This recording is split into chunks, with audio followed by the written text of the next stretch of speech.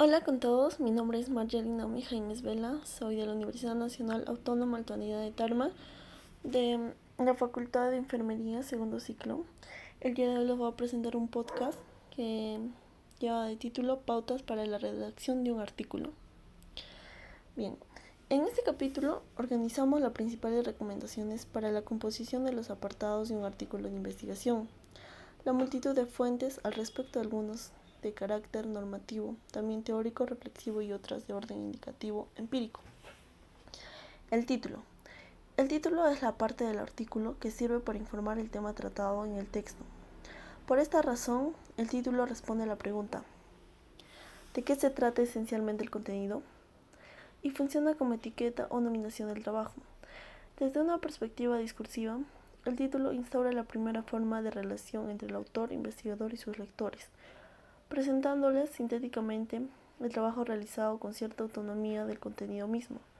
En el discurso científico se habla menos del carácter atractivo del título y más de su efectividad, definida como la capacidad de dar la información más pertinente con el menor número de palabras. Desde una perspectiva estructural, el título es un sintagma nominal que por lo tanto no está sujeto al juicio proposicional dicotómico de falso o verdadero. Como no es una oración gramatical, nunca incluirá un verbo conjugado. El título presenta la coherencia global del texto, su macroestructura semántica, y con ello es una catáfora o adelanto del mismo, y guía su comprensión desde el enfoque y las líneas generales del trabajo realizado. De acuerdo con Cisneros 2006, un título debe tener al menos estas características. Debe de ser breve, completo, preciso y concreto. Los errores frecuentes que siempre cometemos son abreviaturas, paréntesis, extensión excesiva e innecesaria, fórmulas, gerundios, incoherencia global, laconismo excesivo, punto final, redundancias metodológicas, subtitulados, transposición de eventos comunicativos. Los autores. El nombre que aparece después del título en la línea de autor pertenece a quien asume la responsabilidad del documento escrito. Esto es, quien está dispuesto a sostener lo que enuncia e implícitamente asegura que el texto cumple con todos los requisitos formales y éticos que la publicación científica implica. En la revisión de esta parte del artículo, llamaremos la atención sobre 6 casos y aspectos comunes que generan discusiones, incorrecciones o inquietudes en el arbitraje. Prestigio de la coautoría se refiere a la actitud positiva o negativa frente a un artículo que es presentado por varios autores. Formalmente, no existen limitaciones sobre la cantidad de personas que pueden aparecer en una línea de autor. Sin embargo, hay que decir que un artículo con más de 4 autores puede generar resistencia entre los editores. Coautoría inmerecida. Sucede cuando aparecen como autores personas que no realizaron contribución científica en el proceso de investigación y en la escritura del artículo. Coautoría no reconocida. Omitir el crédito de un autor es una grave falta que a veces genera reclamos directos a los editores. Desorden de coautoría. Se trata del orden de presentación de los autores en trabajos colaborativos. DAI 2005-21 observa que este orden ha venido evolucionando y desplazando la mayor importancia de la mención del último al primer nombre, es decir, que en la actualidad el autor que aparece primero es leído como que el mayor contribución ha hecho a la escritura del artículo. Inconsistencia en la presentación del autor alude a la necesidad de generar cierta homogenización en la presentación del nombre y apellido del autor investigador. A lo largo de su recorrido profesional en el envío de manuscritos, la razón de esta necesidad son prácticas. Si en sus primeros trabajos publicados el autor nunca presentó su segundo nombre, por ejemplo, es de esperarse que cuando posteriormente lo presenten otros artículos, los lectores piensen que se trata de 2 personas distintas. La inclusión de segundos nombres y apellidos también suele estar regulada por las políticas editoriales. Pero en caso contrario, lo más conveniente es la sobriedad, primer nombre y primer apellido. Uno de los mayores inconvenientes de la inclusión de 2 apellidos es la posibilidad de que los sistemas de catalogación los intercambien, en cuyo caso un mismo autor podría aparecer de modos distintos en base de datos. Lo mismo sucede en la inclusión de dos nombres o con la inclusión de iniciales, que siempre dificulta las tareas de consulta en los programas de búsqueda bibliográfica y en los organizadores automáticos de referencias. Cuando la inclusión de más datos nominales sea necesario, porque el nombre es muy común y puede confundirse con el de muchos otros autores, se acude al ligamento de los dos apellidos a través de un guión. El resumen. El resumen, también llamado síntesis, sumario, sinopsis, es la parte del artículo de investigación que sirve para presentar los aspectos más relevantes y generales del contenido total del trabajo. El resumen responde a la pregunta: ¿qué contenido presenta el artículo? E igual que el título, funciona como etiqueta para su visibilidad en buscadores, electrones y bases de datos. El resumen es al mismo tiempo discurso especializado, dependiente e independiente, toda vez que se publica sin que necesariamente aparezca el artículo completo, pero también materializa un contrato que compromete a su autor a presentar toda la información anunciada en el texto subsecuente. Esta doble condición hace que el resumen se escriba al finalizar la redacción del artículo y que sea junto con el título, la línea del autor y las palabras clave, el conjunto de los primeros elementos que establecen relación entre el autor y sus lectores. Por otra parte, casi invariablemente se solicita al autor presentar su resumen en 2 o 3 idiomas. En las publicaciones de habla hispana se solicita una traducción al inglés, otro al francés y al portugués.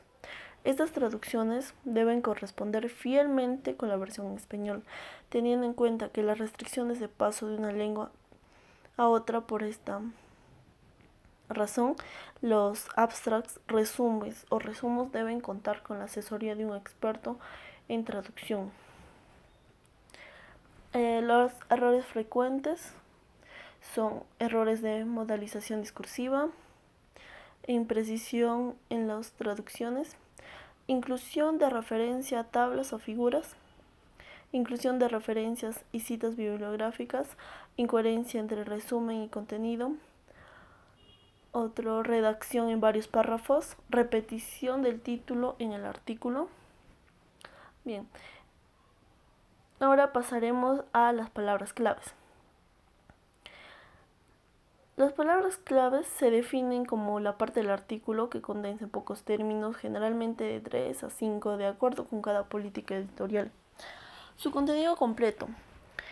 La funcionalidad es idéntica a la del resumen y al título, en cuanto al etiquetado del artículo, y responde a la misma pregunta del primero, con una respuesta todavía más implícita.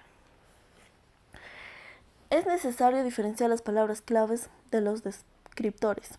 Las primeras son un conjunto de términos controlados internamente a partir de las ideas del documento, con base en lo que el autor considera semánticamente más representativo.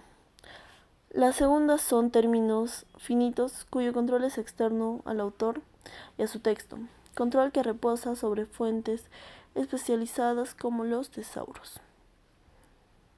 Estructuralmente, una palabra clave puede presentarse como unitérmino, o sea, un concepto y una palabra, o como un término compuesto, un concepto y varias palabras. Existen dos métodos de redacción del conjunto de palabras claves, uno deductivo y otro holístico. Si se elige el primero, las palabras clave representarán el contenido fundamental del texto, desde el término más general hasta el más específico, es decir, de manera inclusiva. Si el método es holístico, la selección de los descriptores se realizará con base en los segmentos, es decir, se elegirán 4 términos que respondan al tema, la metodología o materiales, los resultados y la discusión, respectivamente. Los errores más frecuentes que se usan en esto son abreviaturas desconocidas, abreviaturas ambiguas, exceso de palabras de poco contenido semántico, desorden en la presentación, distancia excesiva con el título, inconsistencia de la selección, selección sin tesauro. La introducción. La introducción es el primer segmento extenso del artículo de investigación, que se utiliza para exponer los aspectos generales concernientes al tema estudiado. En esta medida, constituye una contextualización y está más cerca del resumen que del desarrollo del trabajo. La introducción se ha definido como la carta de presentación del resto del artículo. Esta idea redunda sobre el estado actual de la lectura de textos científicos en la actualidad, actividad caracterizada por la rapidez y la exigencia de concreción en los datos. Los lectores ocupados ven en la introducción una síntesis del trabajo más amplia que el resumen, pero que demanda menos tiempo de lectura con respecto a la totalidad del artículo. Una introducción no se restringe a un canon tan claramente como en las secciones anteriores. Si bien se ha construido consenso sobre 3 puntos que deberían aparecer siempre: el objetivo general de la investigación, la relevancia del estudio y los antecedentes consultados, así como la redacción predominante en tiempo verbal presente de indicativo. El lector avesado también habrá advertido que una parte de esta introducción se ubica en ese otro segmento del resumen que también hemos denominado introducción, capítulo 1. Esa parte privilegiada es en efecto el centro de la introducción, los objetivos del trabajo. Bien, en la subjeción encabezado, los errores frecuentes es escribir introducción. En subsección, problematización, errores frecuentes: iniciar repitiendo el resumen una parte de manera literal, exagerar la justificación diciendo que el estudio es imprescindible, etc. Justificar asegurando que el tema nunca ha sido estudiado, construir un contexto excesivamente amplio. En el marco teórico, errores frecuentes: falta de continuidad casual entre el problema y la perspectiva teórica, confundir marco teórico, construirlo como narración histórica. En los problemas antecedentes, presentar poca exhaustividad en esta consulta, presentarnos sin ningún tipo de ordenamiento, confundirlos con el marco teórico, no incluir los trabajos citados en las referencias bibliográficas, ocultar o deformar antecedentes, falta de relación interna entre los antecedentes y recolectados, desconexión entre los antecedentes expuestos y el trabajo que se propone. En objetivos, errores: falta de continuidad casual con los antecedentes, falta de correspondencia con los resultados y la conclusión, enumerarlos con viñetas. Los errores frecuentes en estructura: entrar en detalle muy específico sobre la metodología y describirlos en desorden. Ahora, la metodología. Esta parte describe los materiales y métodos empleados en la investigación. Los materiales no son más que las herramientas, instrumentos, elementos y objetos a utilizar los procesos de experimentación y recolección de datos por su parte. Los métodos son los procedimientos sistemáticos de manipulación de estos materiales, todo lo cual arroja los resultados de la investigación. Discursivamente, el carácter de reproductibilidad no significa que todas las investigaciones son reproducidas por los árbitros, sino que debe ser probable reproducirlas. En esta medida se trata de una validez de probabilidad, no necesariamente empírica, pero determinante en la aceptación de los artículos. También deben predominar los módulos de organización explicativa para la caracterización y los instrumentos y narrativa para el apartado de procedimiento. En el apartado de caracterización, el objetivo es identificar el tipo de investigación según alguno de los múltiples criterios que ofrece la literatura metodológica en ciencia, de generalización de la naturaleza de los datos, de la información o de los objetivos. Las preguntas que se sugieren para describir los instrumentos está orientada hacia la justificación de las elecciones del investigador en cuanto al universo, las muestras, los materiales, categorías incluyentes de las variaciones que presenta cada tipo de investigación al interior de cada uno de los apartados anteriores. Es muy posible que se requiera incluir subtitulados en aquellas investigaciones con metodologías de descripción extensa. Bien. Errores frecuentes en caracterización: conceptualizar equivocadamente una tipología, enmarcar erróneamente la investigación. Instrumentos: errores frecuentes, imprecisión espacial usando terminología ambigua, usar marcas registradas en vez de genéricos, caracterizar pobremente la muestra u omitirlo, falta de representatividad de la muestra para el planteamiento de conclusión, falta de validez y confiabilidad de los instrumentos.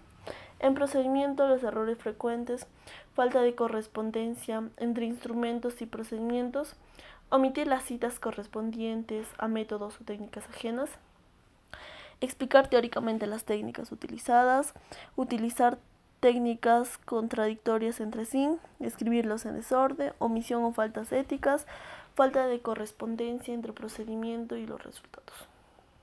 Los resultados. Su funcionalidad consiste en la localización precisa de la novedad que aporta el autor investigador al campo disciplinar, presentando de manera condensada lo que obtuvo a partir de los procedimientos aplicados y la base para la interpretación de estos resultados, lo cual significa que cualquier aseveración que se realice en los apartados siguientes debe tener su sustento o base en los datos que se presentan en los resultados. Desde el punto de vista discursivo, la exposición de resultados es valorado como el punto neurálgico del artículo de investigación, toda vez que demuestra el producto de un proceso de investigación que es invisible para los lectores. Estructuralmente, la sección de los resultados se define como un segmento descriptivo que puede combinar texto con tablas y figuras para mostrar ordenadamente los productos empíricos o analíticos de una investigación. Además de las tablas, las figuras también suelen aparecer en esta sección del artículo y son fuentes de dudas e incorrección. Las figuras son importantes cuando constituyen una ayuda para comprender conceptos centrales del tema en cuestión. En aquellos casos en los cuales la figura solo es ilustrativa, debe omitirse su inclusión. Sección Resultados. Errores frecuentes. Introducir tablas o figuras sin mencionarlas en el texto, sin que la información esté en el texto. Introducir tablas o figuras que pueden omitirse convirtiéndolas en texto. Ubicar tablas o figuras en forma de página horizontal. Cambiar el tipo de letra entre palabras, figuras y texto. Tener tamaños de caracteres ilegibles en las tablas. Incluir figuras ininteligibles. Pintar la tabla con colores. Omitir la cita de una tabla ajena. Omitir la aclaración al pie de abreviaturas o símbolos especializados utilizados. Las discusiones y conclusiones. Este es el momento de cierre del artículo, donde su autor propone una lectura particular de los hechos contenidos en los resultados antes expuestos. Las discusiones sirven para establecer distintos tipos de relaciones entre datos internos como externos. Esto dota de carácter propositivo al trabajo del investigador. Desde una visión discursiva, en este apartado se demuestra la capacidad que tiene el científico de establecer diálogos al interior de los datos, entre ellos con la teoría que los enmarca y entre los datos con la visión del propio científico en su rol investigador. La compleja dinámica de esta relación deja huellas más evidentes en esta sección del artículo y suele ser fundamental en las decisiones del arbitraje. Interpretación, errores frecuentes, limitarse a resumir el trabajo, sobreinterpretar los datos, omitir relaciones importantes para la demostración de las hipótesis, abrir varias polémicas sin profundizar en ninguna de ellas, forzar los datos a la teoría o viceversa. Significación, errores, iniciar el párrafo con frases obvias como en conclusión, la conclusión, etc. Omitir la mención de antecedentes fácilmente reconocibles, replicar estudios y presentar avances o ningún tipo de novedad, desviar el trabajo de sus objetivos principales. Proyección, errores frecuentes, ser categórico o absolutista en los enunciados de postulados, presentar resultados que desbordan las limitaciones del estudio, confundir la conclusión del trabajo específico con la conclusión o cierre del tema que en ciencia conviene dejar abierto. Muchas gracias por prestarme atención, que tengan un buen día, hasta luego.